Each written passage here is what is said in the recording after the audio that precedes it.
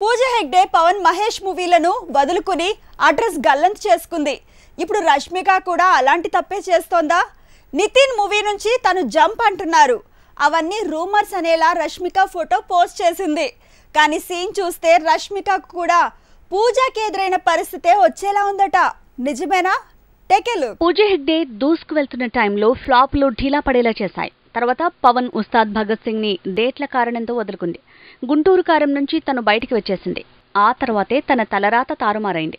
ఆఫర్లు లేక ఢీలా పడాల్సి వచ్చింది. కాల్ షీట్స్ లేవని కాలరెగరేస్తే అది పెద్ద హీరోల సినిమాలను వదులుకుంటే ఎలా ఉంటుందో పూజా పరిస్థితి చూస్తేనే అర్థమైపోతుందంటున్నారు. అచ్చంగా అలాంటి సీనే రష్మికకు రిపీట్ అయ్యేలా ఉందనేస్తున్నారు. రష్మిక కూడా పూజ దారిలోనే నడుస్తూ వెంకీ కుడుముల నితిన్ మూవీ నుంచి తప్పుకుందంటున్నారు. యానిమల్ తాలూకు పాటల షూటింగ్ డిలే అవడంతో తన డేట్స్ క్లాష్ అయ్యాయట. అందుకే వెంకీ నితిన్ తో కాంబినేషన్ రిపీట్ చేసే ఛాన్స్ ని వదులుకుందని ప్రచారం పెంచారు. రష్మిక చేతిలో పుష్ప 2 యానిమల్ ఉంది.